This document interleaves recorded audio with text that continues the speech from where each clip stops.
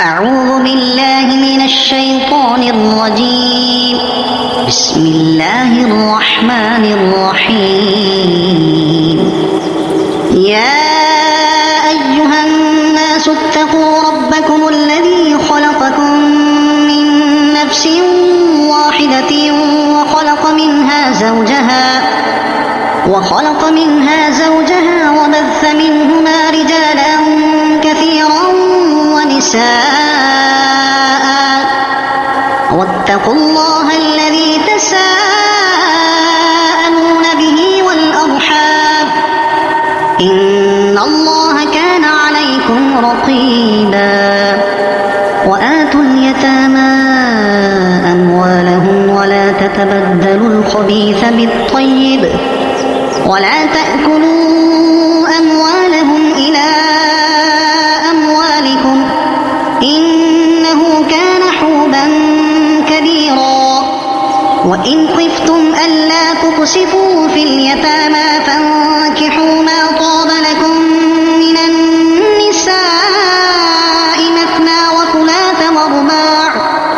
فإن خفتم ألا تعدلوا فواحدة أو ما ملكت أيمانكم ذلك أدنى ألا تعولوا. وآتوا النساء صدقاتهن نحلة، فإن طبن لكم عن شيء منه نفسا فكلوه هنيئا مريئا. ولا تؤتوا السفهاء أموالكم التي جعل الله لكم قياما وارزقوهم فيها واكسوهم وقولوا لهم قولا معروفا. وابتلوا اليتامى حتى إذا بلغوا النكاح فإن آنستم منهم رشدا فادفعوا إليهم أموالهم ولا تأكلوها إسرافا وبدارا أن يكبروا. ومن كان غنيا فليستعفف ومن كان فقيرا فليأكل بالمعروف. فإذا دفعتم إليهم أموالهم فأشهدوا عليهم وكفى بالله حسيبا. للرجال نصيب مما ترك الوالدان والأقربون وللنساء نصيب مما ترك الوالدان والأقربون مما قل منه أو كثر نصيبا مفروضا. وإذا حضر القسمة أولو القربى واليتامى والمساكين فارزقوهم منه وقولوا لهم قولا معروفا. وليخشى الذين لو تركوا من خلفهم ذرية ضعافا خافوا عليهم فليتقوا الله وليقولوا قولا سديدا. إن الذين يأكلون أموال اليتامى ظلما إنما يأكلون في بطونهم نارا وسيصلون سعيرا. يوصيكم الله في أولادكم للذكر مثل حظ الأنثيين، فإن كن نساء فوق اثنتين فلهن ثلثا ما ترك، وإن كانت واحدة فلها النصف ولأبويه لكل واحد منهما السدس مما ترك إن كان له ولد، فإن لم يكن له ولد وورثه أبواه فلأمه الثلث، فإن كان له إخوة فلأمه السدس من بعد وصية يوصي بها أو دين. آباؤكم وأبناؤكم لا تدرون أيهم أقرب لكم نفعا فريضة من الله إن الله كان عليما حكيما ولكم نصف ما ترك أزواجكم إن لم يكن لهن ولد فإن كان لهن ولد فلكم الربع مما تركن من بعد وصية يوصين بها أو دين ولهن الربع مما تركتم إن لم يكن لكم ولد فإن كان لكم ولد فلهن الثمن مما تركتم من بعد وصية توصون بها أو دين وإن كان رجل يورث كلالة أم امرأة وله أخ أو أخت فلكل واحد منهما السدس فإن كانوا أكثر من ذلك فهم شركاء في الثلث من بعد وصية يوصى بها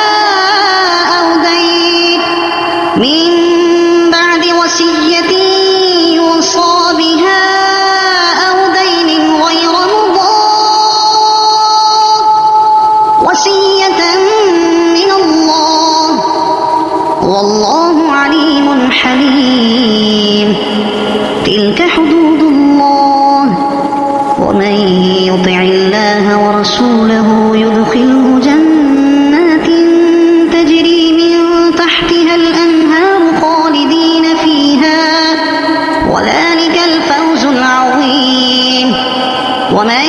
يعص الله ورسوله ويتعد حدوده يدخله نارا خالدا فيها وله عذاب مهين واللاتي يأتين الفاحشة من نسائكم فاستشهدوا عليهن 4 منكم فإن شهدوا فأمسكوهن في البيوت حتى يتوفاهن الموت أو يجعل الله لهن سبيلا واللذان يأتيانها منكم فآذوهما فإن تابا وأصلحا فأعرضوا عنهما إن الله كان توابا رحيما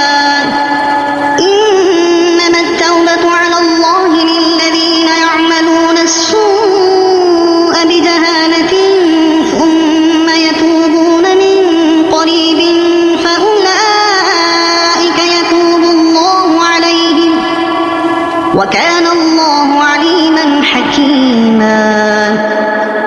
وليست التوبة للذين يعملون السيئات حتى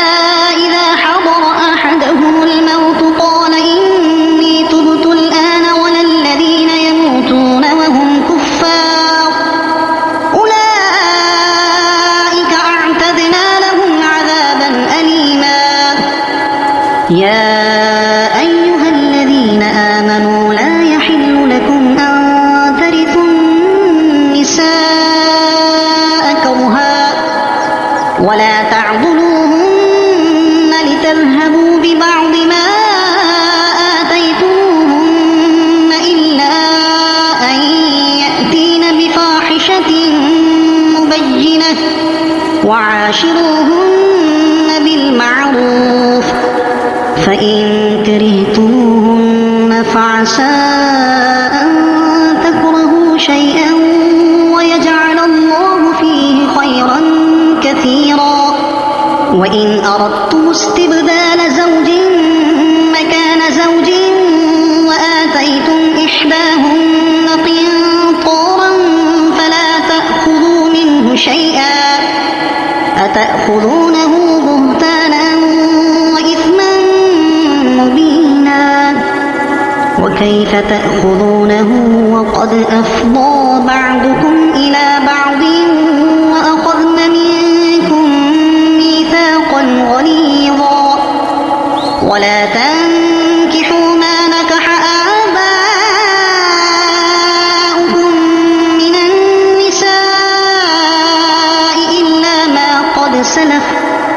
إنه كان فاحشة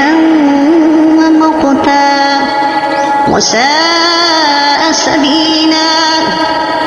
حرمت عليكم أمهاتكم وبناتكم وأخواتكم وعماتكم وخالاتكم وبنات الأخ وبنات الأخت وأمهاتكم اللاتي أرضعنكم وأخواتكم من الرضاعة وأمهات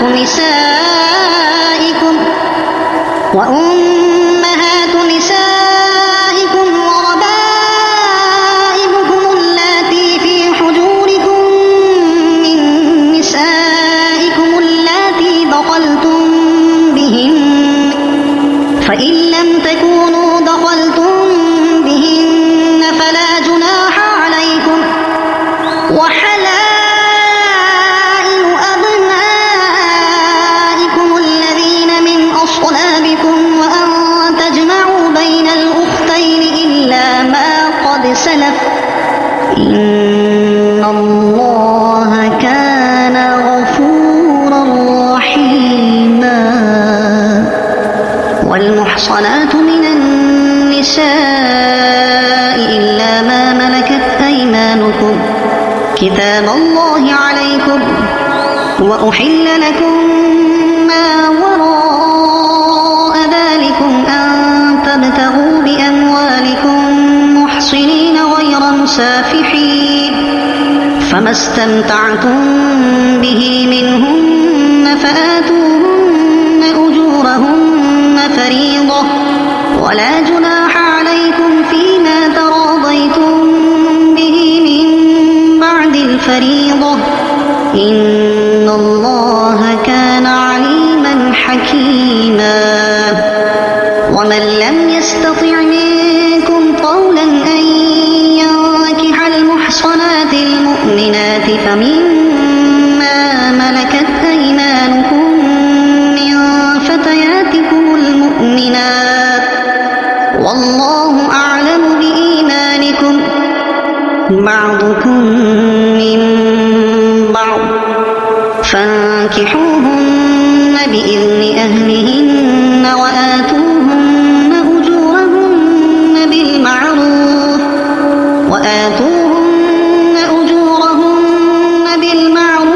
محصنات غير مسافحات ولا متخذات أخدان، فإذا أحصن فإن أتين بفاحشة فعليهن نصف ما على المحصنات من العذاب، ذلك لمن خشي العنة منكم، وأن تصبروا خير لكم،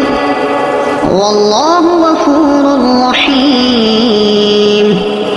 يريد الله ليبين لكم ويهديكم سنن الذين من قبلكم ويتوب عليكم، والله عليم حكيم. والله يريد أن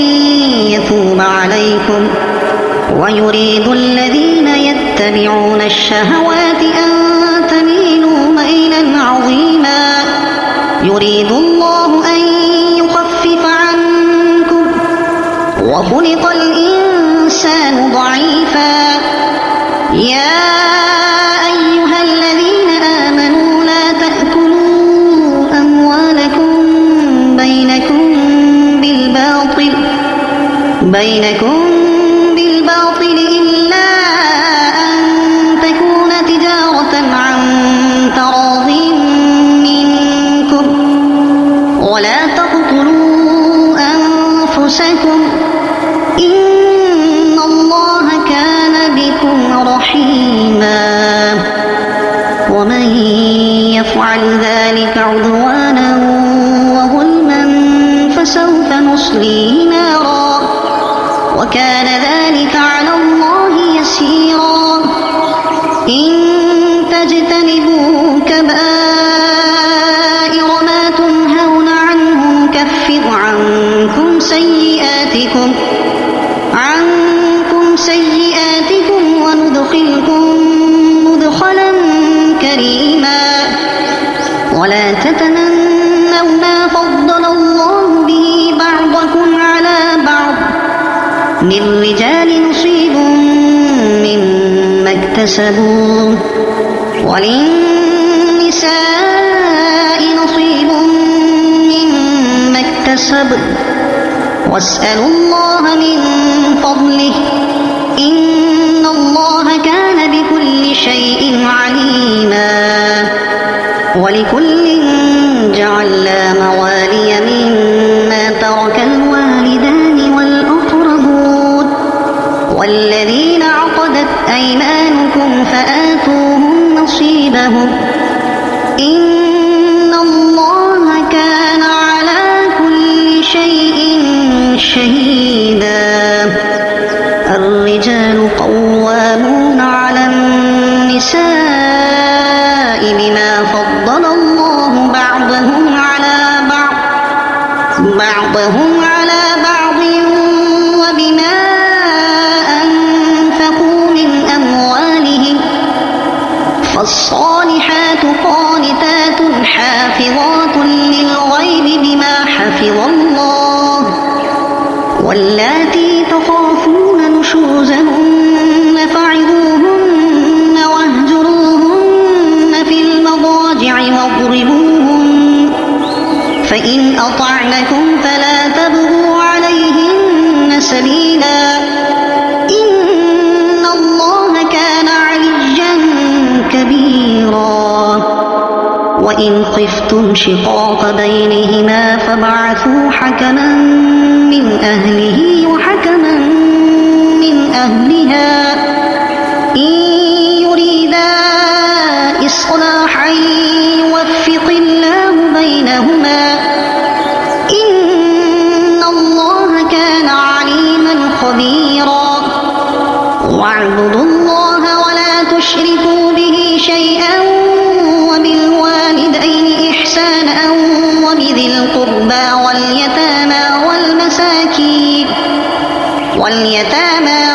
والمساكين والجار ذي القربى والجار الجنب والصاحب بالجنب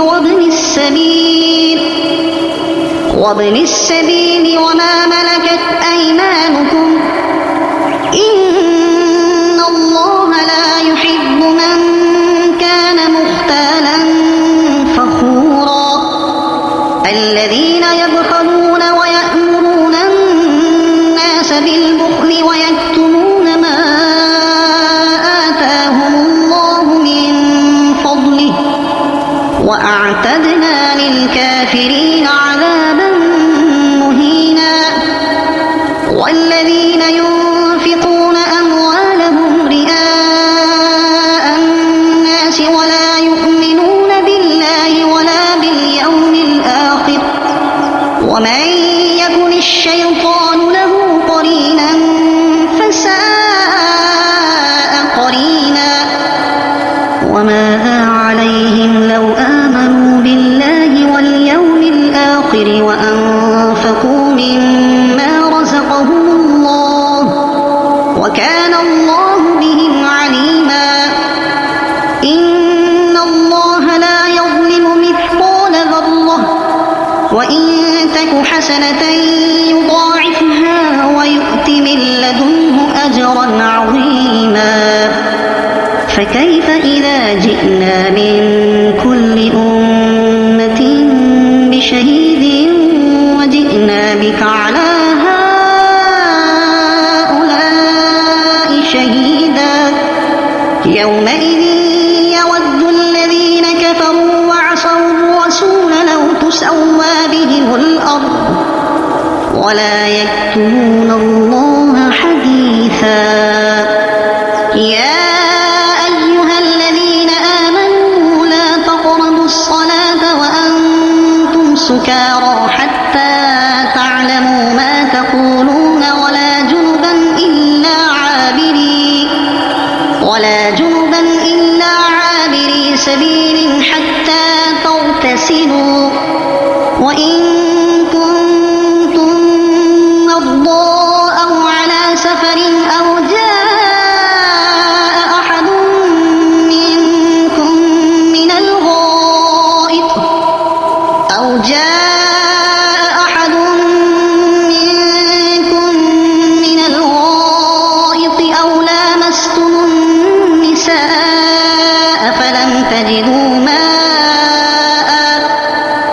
فلم تجدوا ماء فتيمموا صعيدا طيبا فامسحوا بوجوهكم وأيديكم إن الله كان عفوا غفورا ألم تر إلى الذين أوتوا نصيبا من الكتاب يشترون الضلالة ويريدون أن تضلوا السبيل والله أعلم بأعدائكم وكفى بالله وليا وكفى بالله نصيرا من الذين هادوا يحرفون الكلم عن مواضعه ويقولون سمعنا وعصينا واسمع غير مسمع وراعنا لجا بألسنتهم وطعنا في الدين ولو أنهم قالوا سمعنا وأطعنا واسمع وانظرنا لكان خيرا لهم وأقوم ولكن لعنهم الله بكفرهم فلا يؤمنون إلا قليلا يا أيها الذين أوتوا الكتاب آمنوا بما نزلنا مصدقا لما معكم من قبل أن نطمس وجوها فنردها على أدبارها أو نلعنهم كما لعنا أصحاب السبت وكان أمر الله مفعولا إن الله لا يغفر أن يشرك به ويغفر ما دون ذلك لمن يشاء ومن يشرك بالله فقد افترى إثما عظيما ألم تر إلى الذين يزكون أنفسهم بل الله يزكي من يشاء ولا يظلمون فتيلا انظر كيف يفترون على الله الكذب وكفى به إثما مبينا ألم تر إلى الذين أوتوا نصيبا من الكتاب يؤمنون بالجبت والطاغوت ويقولون للذين كفروا هؤلاء أهدى من الذين آمنوا سبيلا أولئك الذين لعنهم الله ومن يلعن الله فلن تجد له نصيرا أم لهم نصيب من الملك فإذا لا يؤتون الناس نقيرا أم يحسدون الناس على ما آتاهم الله من فضله فقد آتينا آل إبراهيم الكتاب والحكمة وآتيناهم ملكا عظيما فمنهم من آمن به ومنهم من صد عنه وكفى بجهنم سعيرا إن الذين كفروا بآياتنا سوف نصليهم نارا كلما نضجت جلودهم بدلناهم جلودا غيرها ليذوقوا العذاب إن الله كان عزيزا حكيما والذين آمنوا وعملوا الصالحات سندخلهم جنات تجري من تحتها الأنهار خالدين فيها أبدا لهم فيها أزواج مطهرة وندخلهم ظلا ظليلا إن الله يأمركم أن تؤدوا الأمانات إلى أهلها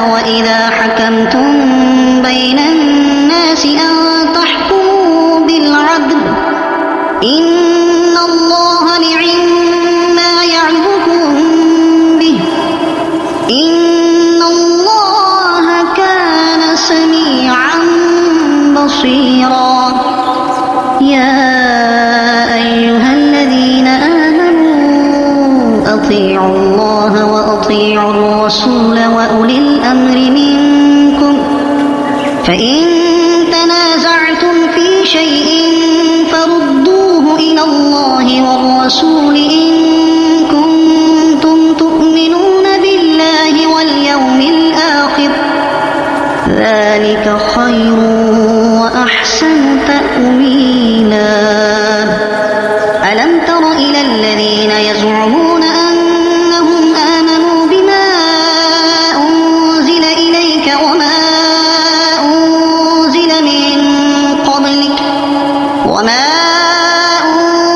من قبلك يريدون أن يتحاكموا إلى الطاغوت وقد أمروا أن يكفروا به، ويريد الشيطان أن يضلهم ضلالا بعيدا. وإذا قيل لهم تعالوا إلى ما أنزل الله وإلى الرسول رأيت المنافقين يصدون عنك صدودا. فكيف إذا أصابتهم مصيبة بما قدمت أيديهم ثم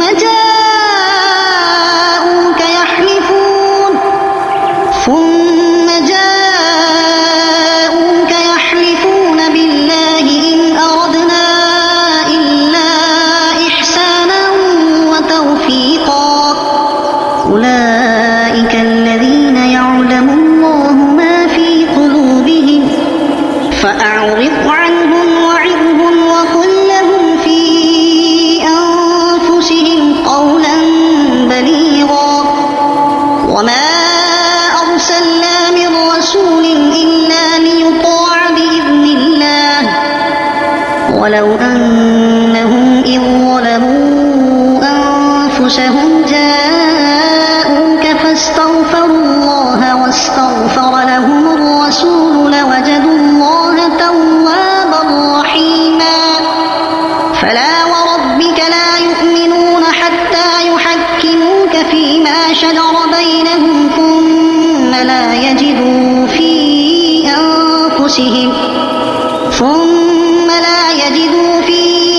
أنفسهم حرجا مما قضيت ويسلموا تسليما. ولو أنا كتبنا عليهم أن اقتلوا أنفسكم أو اخرجوا من دياركم ما فعلوه إلا قليل منهم،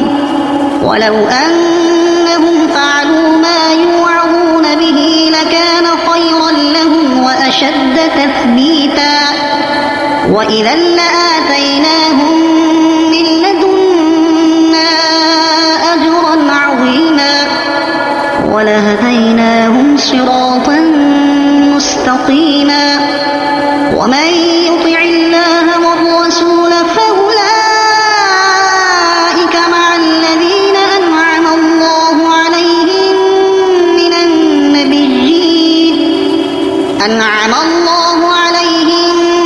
من النبيين والصديقين والشهداء والصالحين، وحسن أولئك رفيقا. ذلك الفضل من الله وكفى بالله عليما. يا أيها الذين آمنوا خذوا حذركم فانفروا ثبات أو انفروا جميعا، وإن منكم لمن ليبطئن فإن أصابتكم مصيبة قال قد أنعم الله علي إذ لم أكن معهم شهيدا، ولئن أصابكم فضل من الله ليقولن كأن لم تكن بينكم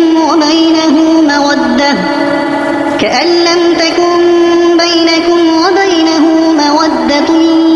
يا ليتني كنت معهم فأفوز فوزا عظيما. فليقاتل في سبيل الله الذين ومن يقاتل في سبيل الله فيقتل أو يغلب فسوف نؤتيه أجرا عظيما وما لكم لا تقاتلون في سبيل الله والمستضعفين من الرجال والنساء والولدان الذين يقولون ربنا أخرجنا من هذه القرية الظالم أهلها واجعل لنا من لدنك وليا واجعل لنا من لدنك نصيرا الذين آمنوا يقاتلون في سبيل الله والذين كفروا يقاتلون في سبيل الطاغوت فقاتلوا أولياء الشيطان إن كيد الشيطان كان ضعيفا ألم تر إلى الذين قيل لهم كفوا أيديكم وأقيموا الصلاة وآتوا الزكاة فلما كتب عليهم القتال إذا فريق منهم يخشون الناس كخشية الله أو أشد خشية وقالوا ربنا لم كتبت علينا القتال لولا أخرتنا إلى أجل قريب قل متاع الدنيا قليل والآخرة خير لمن اتقى ولا تظلمون فتيلا أينما تكونوا يدرككم الموت ولو كنتم في بروج مشيدة وإن تصبهم حسنة يقولوا هذه من عند الله وإن تصبهم سيئة يقولوا هذه من عندك قل كل من عند الله فما لهؤلاء القوم لا يكادون يفقهون حديثا ما أصابك من حسنة فمن الله وما أصابك من سيئة فمن نفسك وأرسلناك للناس رسولا وكفى بالله شهيدا من يطع الرسول فقد أطاع الله ومن تولى فما أرسلناك عليهم حفيظا ويقولون طاعة فإذا برزوا من عندك بيت طائفة منهم غير الذي تقول والله يكتب ما يبيتون فأعرض عنهم وتوكل على الله وكفى بالله وكيلا أفلا يتدبرون القرآن ولو كان من عند غير الله لوجدوا فيه اختلافا كثيرا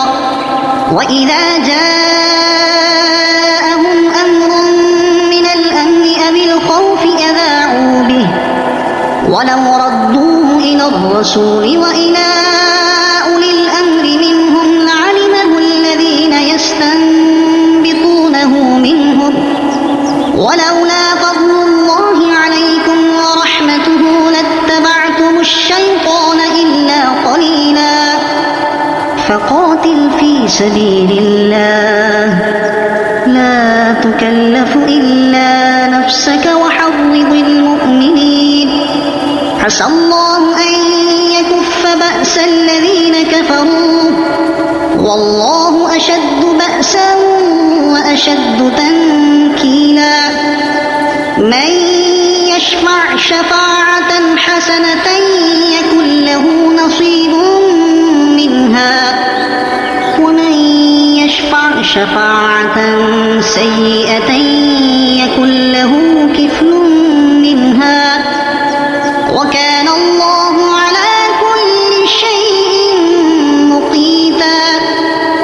وإذا حييتم بتحية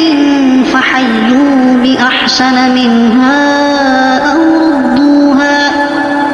إن الله كان على كل شيء حسيبا. الله لا إله إلا هو ليجمعنكم إلى يوم القيامة لا ريب فيه ومن أصدق من الله حديثا. فما لكم في المنافقين فئتين والله أركسهم بما كسبوا أتريدون أن تهدوا من أضل الله ومن يضلل الله فلن تجد له سبيلا. ودوا لو تكفرون كما كفروا فتكونون سواء فلا تتخذوا منهم أولياء حتى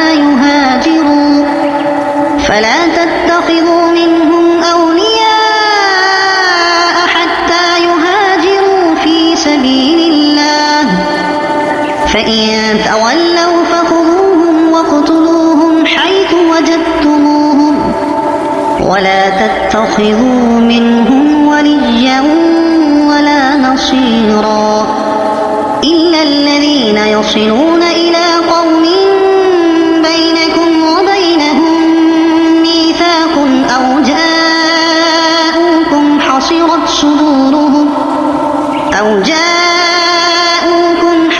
صدورهم أن يقاتلوكم أو يقاتلوا قومهم ولو شاء الله لسلطهم عليكم فلقاتلوكم فإن اعتزلوكم فلم يقاتلوكم وألقوا إليكم السلم فما جعل الله لكم عليهم سبيلا. ستجدون آخرين يريدون أن يأمنوكم ويأمنوا قومهم كلما ردوا إلى الفتنة أركسوا فيها فإن لم يعتزلوكم ويلقوا إليكم السلم ويكفوا أيديهم فخذوهم واقتلوهم حيث ثقفتموهم وأولئكم جعلنا لكم عليهم سلطانا مبينا. وما كان لمؤمن أن يقتل مؤمنا إلا خطأ ومن قتل مؤمنا خطأ فتحرير رقبة مؤمنة ودية مسلمة إلى أهله إلا أن يصدقوا فإن كان من قوم عدو لكم وهو مؤمن فتحرير رقبة مؤمنة وإن كان من قوم بينكم وبينهم ميثاق فدية مسلمة إلى أهله وتحرير رقبة مؤمنة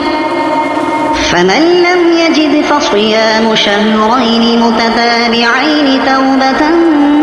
من الله وكان الله عليما حكيما. ومن يقتل مؤمنا متعمدا فجزاؤه جهنم خالدا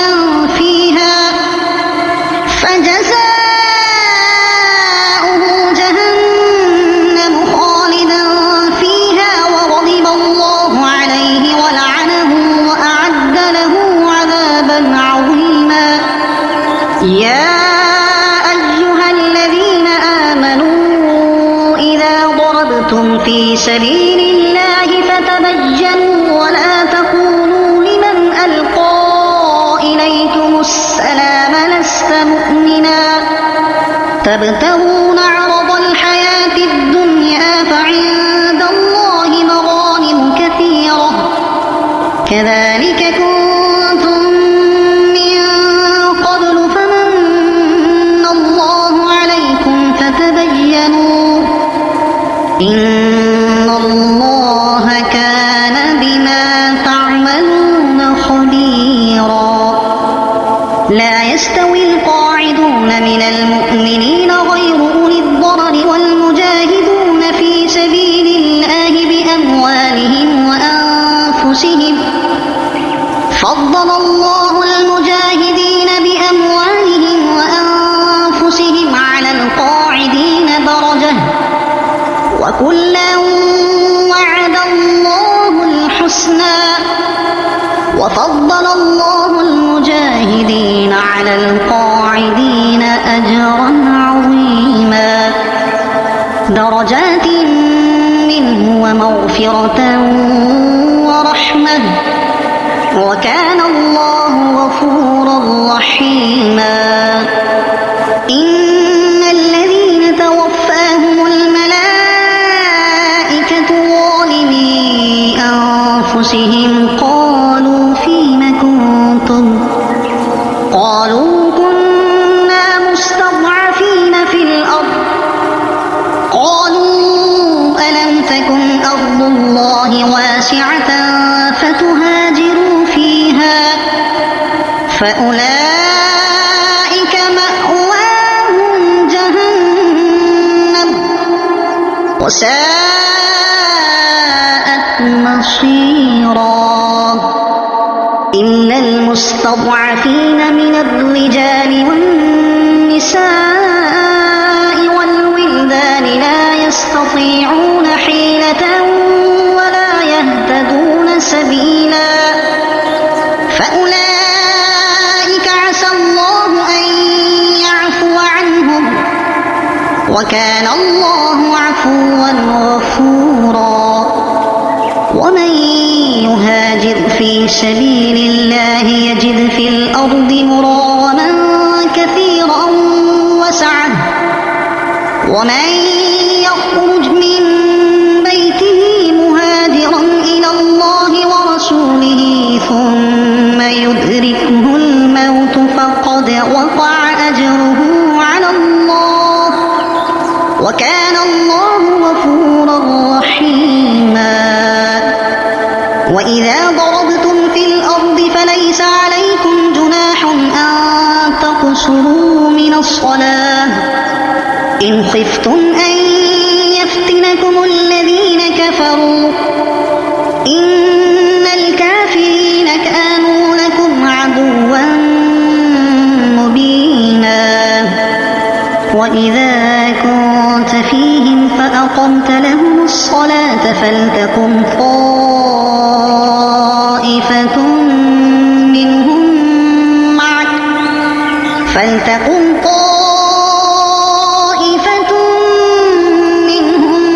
معك وليأخذوا أسلحتهم فإذا سجدوا فليكونوا من ورائكم ولتأت طائفة أخرى لم يصلوا فليصلوا معك وليأخذوا حذرهم وأسلحتهم ود الذين كفروا لو تغفلون عن أسلحتكم وأمتعتكم فيميلون عليكم ميلة واحدة ولا جناح عليكم إن كان بكم أذى من مطر أو كنتم مرضى أن تضعوا أسلحتكم وخذوا حذركم إن الله أعد للكافرين عذابا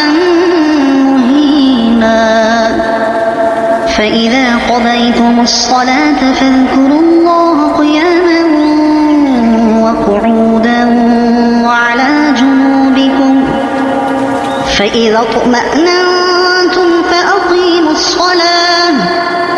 إن الصلاة كانت على المؤمنين كتابا موقوتا. ولا تهنوا في ابتغاء القوم إن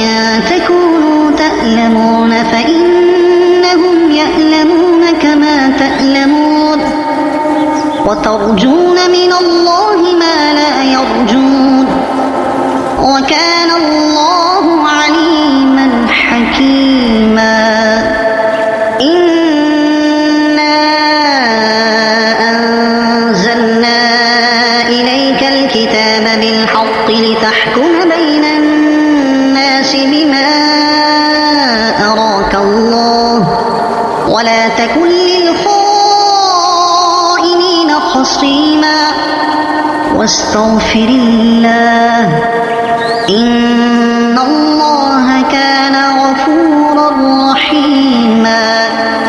ولا تجادل عن الذين يختانون أنفسهم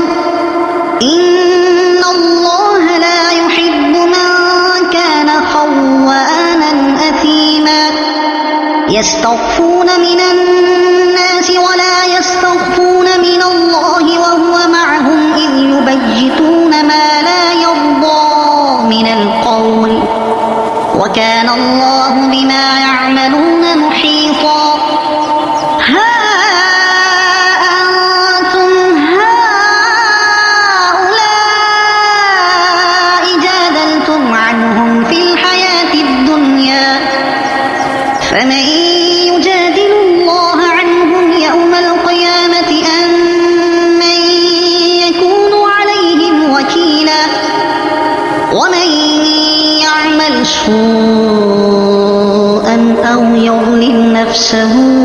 ثم يستغفر الله يجد الله غفورا رحيما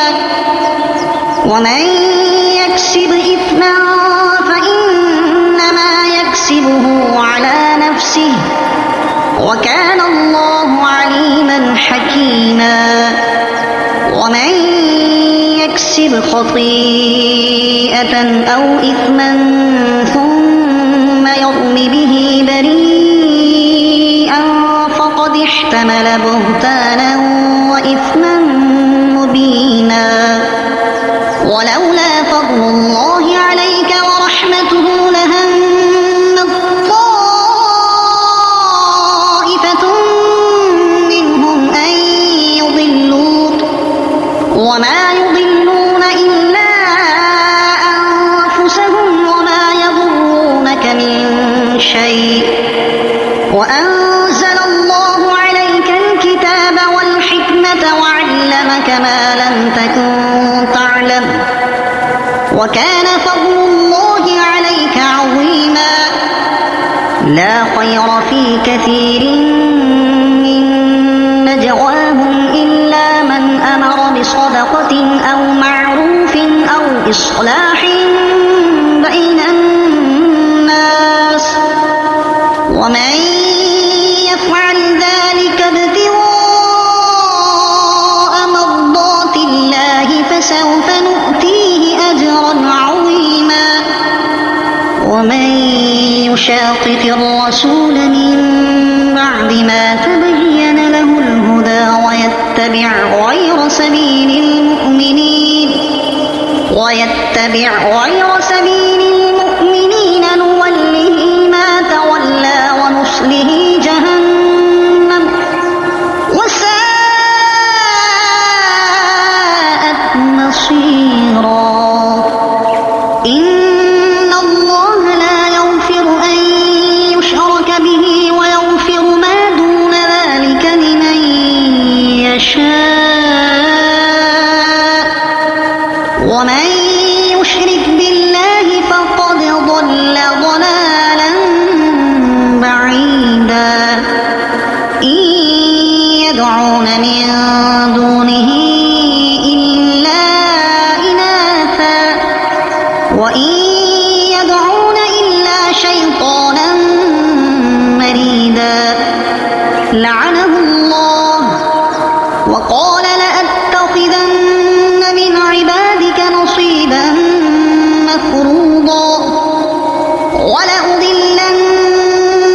ولأمنينهم ولآمرنهم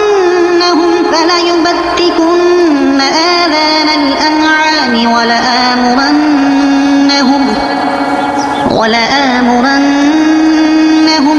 ليغيرن خلق الله ومن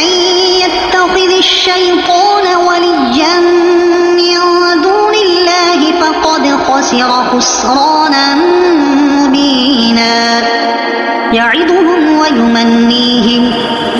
وما يعدهم الشيطان إلا غرورا أولئك مأواهم جهنم ولا يجدون عنها محيصا والذين آمنوا وعملوا الصالحات سندخلهم جنات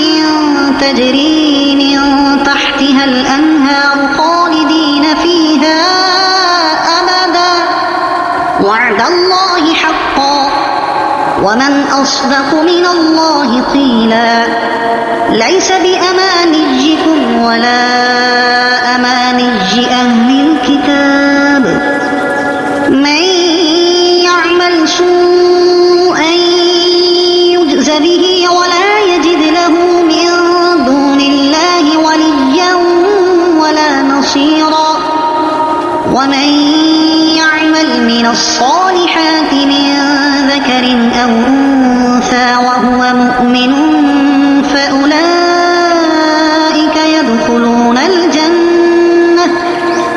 فأولئك يدخلون الجنة ولا يظلمون نقيرا ومن أحسن دينا ممن أسلم وجهه لله وهو محسن واتبع ملة إبراهيم حنيفا واتخذ الله إبراهيم خليلا ولله ما في السماوات وما في الأرض وكان الله بكل شيء محيطا ويستفتونك في النساء قل الله يفتيكم فيهن وما يتلى عليكم في الكتاب في يتامى النساء اللاتي لا تؤتونهن ما كتب لهن وترغبون أن تنكحوهن والمستضعفين من الولدان وأن تقوموا لليتامى بالقسط وما تفعلوا من خير فإن الله كان به عليما وإن امرأة خافت من بعلها نشوزا أو إعراضا فلا جناح عليهما أن يصلحا بينهما صلحا والصلح خير وأحضرت الأنفس الشح وإن تحسنوا وتتقوا فإن الله كان بما تعملون خبيرا ولا تستطيعوا أن تعدلوا بين النساء ولو حرصتم فلا تميلوا كل الميل فتذروها كالمعلقة وإن تصلحوا وتتقوا فإن الله كان غفورا رحيما وإن يتفرقا يغني الله كلا من سعته وكان الله واسعا حكيما ولله ما في السماوات وما في الأرض ولقد وصينا الذين أوتوا الكتاب من قبلكم وإياكم أن اتقوا الله وإن تكفروا فإن لله ما في السماوات وما في الأرض وكان الله غنيا حميدا ولله ما في السماوات وما في الأرض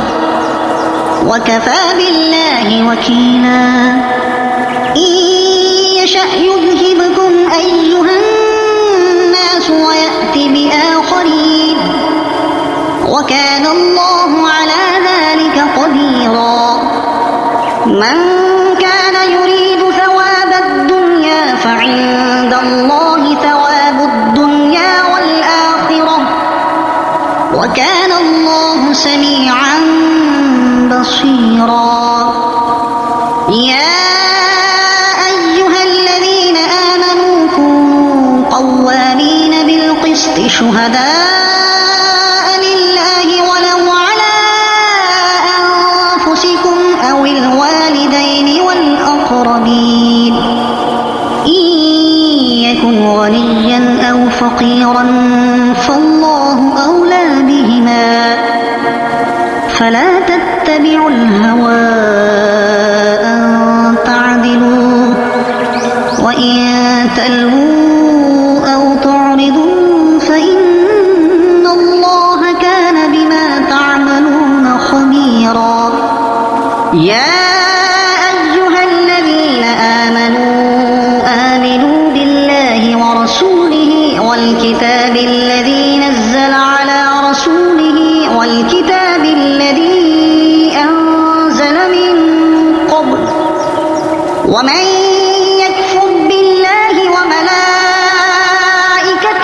وكتبه ورسله واليوم الآخر فقد ضل ضلالا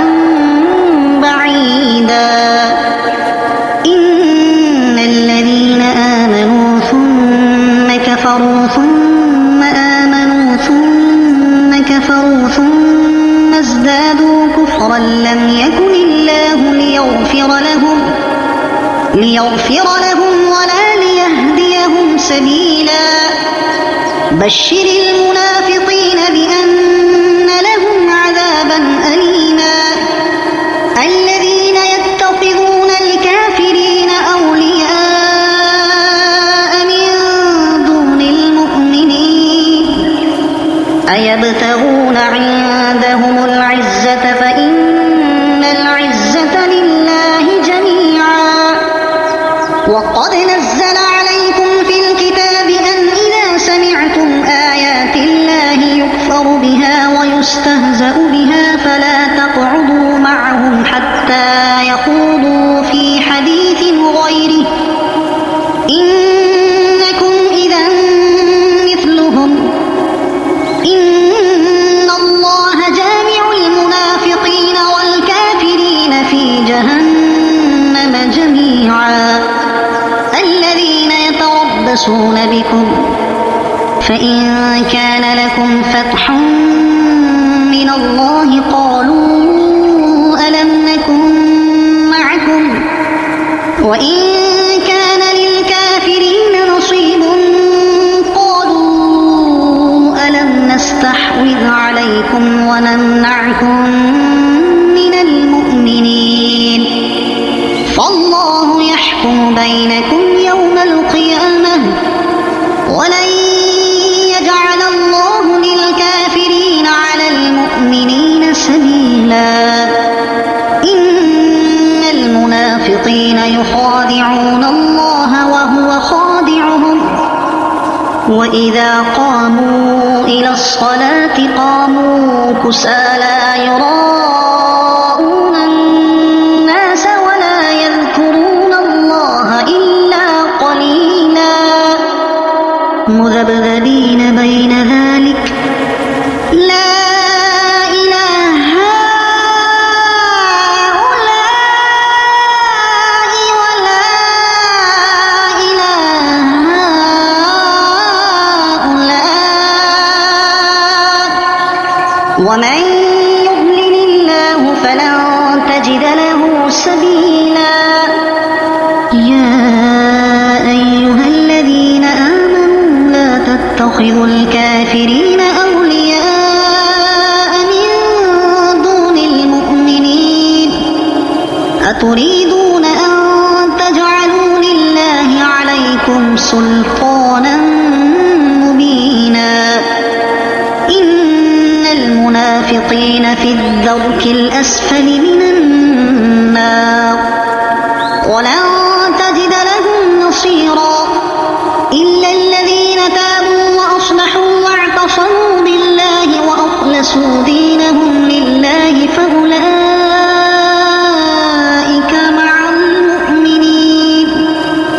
وسوف يؤتي الله المؤمنين أجرا عظيما ما يفعل الله بعذابكم إن شكرتم وآمنتم وكان الله شاكرا عليما لا يحب الله الجهر بالسوء من القول إلا من ظلم وكان الله سميعا عليما إن تبدوا خيرا أو تخفوه أو تعفوا عن سوء فإن الله كان عفوا قديرا إن الذين يكفرون بالله ورسله ويريدون أن يفرقوا بين الله ورسله ويقولون نؤمن ببعض ونكفر ببعض ويريدون أن يتخذوا بين ذلك سبيلا أولئك هم الكافرون حقا وأعتدنا للكافرين عذابا مهينا والذين آمنوا بالله ورسله ولم يفرقوا بين أحد منهم أولئك سوف يؤتيهم أجورهم وكان الله غفورا رحيما يسألك أهل الكتاب أن تنزل عليهم كتابا من السماء فقد سألوا موسى أكبر من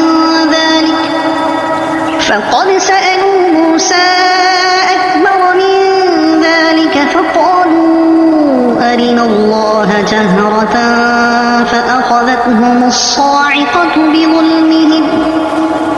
ثم اتخذوا العجل من بعد ما جاءتهم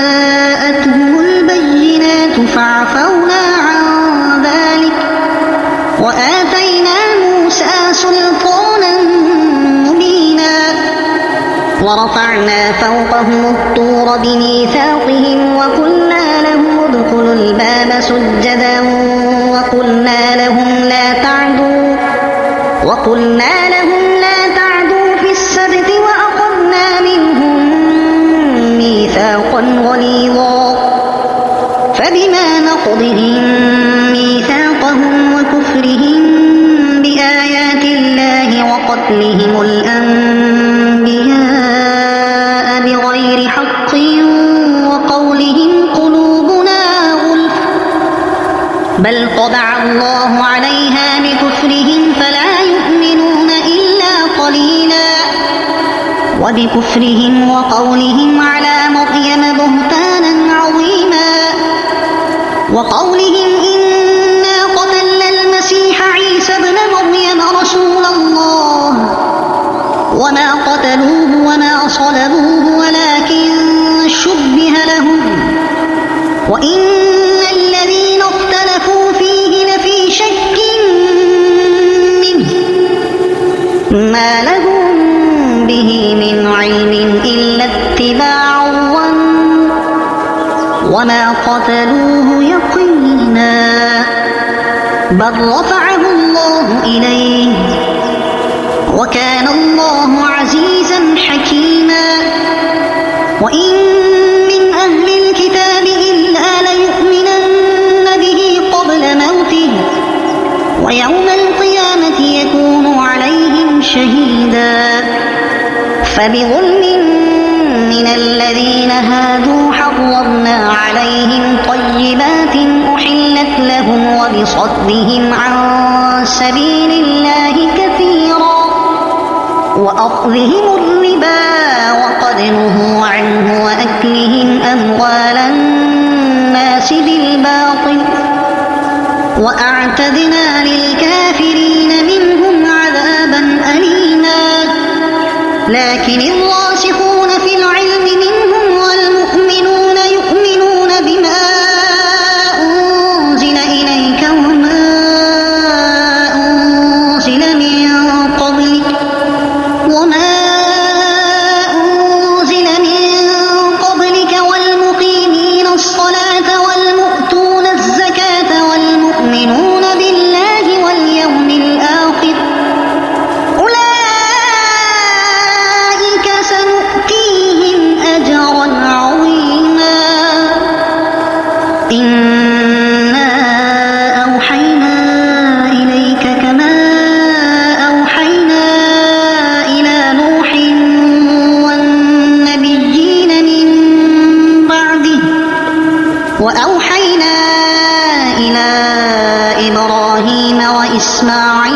وإسحاق ويعقوب والأسباط وعيسى وأيوب ويونس وهارون وسليمان وآتينا داود زبورا ورسلا قد قصصناهم عليك من قبل ورسلا لم نقصصهم عليك وكلم الله موسى تكليما رسلا مبشرين ومنذرين لئلا يكون للناس على الله حجة بعد الرسل وكان الله عزيزا حكيما لكن الله يشهد بما أنزل إليك أنزله بعلمه والملائكة يشهدون وكفى بالله شهيدا إن الذين كفروا وصدوا عن سبيل الله قد ضلوا ضلالا بعيدا إن الذين كفروا وظلموا لم يكن الله ليغفر لهم ولا ليهديهم طريقا إلا طريق جهنم خالدين فيها أبدا وكان ذلك على الله يسيرا يا أيها الناس قد جاءكم الرسول بالحق من ربكم فآمنوا خيرا لكم وإن تكفروا فإن لله ما في السماوات والأرض وكان الله عليما حكيما يا أهل الكتاب لا تغلوا في دينكم ولا تقولوا على الله إلا الحق إنما المسيح عيسى ابن مريم رسول الله وكلمته ألقاها إلى مريم وروح منه فآمنوا بالله ورسله ولا تقولوا ثلاثة انتهوا خيرا لكم إنما الله إله واحد سبحانه أن يكون له ولد له ما في السماوات وما في الأرض وكفى بالله وكيلا لن يستنكف المسيح أن يكون عبدا لله ولا الملائكة المقربون ومن يستنكف عن عبادته ويستكبر فسيحشرهم إليه جميعا فأما الذين آمنوا وعملوا الصالحات فيوفيهم أجورهم ويزيدهم من فضله وأما الذين استنكفوا واستكبروا فيعذبهم عذابا أليما ولا يجدون لهم من دون الله وليا ولا نصيرا يا أيها الناس قد جاءكم برهان من ربكم وأنزلنا إليكم نورا مبينا فأما الذين آمنوا بالله واعتصموا به فسيدخلهم في رحمة منه وفضل ويهديهم إليه صراطا مستقيما يستفتونك قل الله يفتيكم في الكلالة إن امرؤ هلك ليس له ولد وله أخت فلها نصف ما ترك وهو يرثها إن لم يكن لها ولد فإن كانت اثنتين فلهما الثلثان مما ترك وإن كانوا خلقت رجالا ونساء فللذكر مثل حظ الأنثيين يبين الله لكم أن تضلوا والله بكل شيء عليم. صدق الله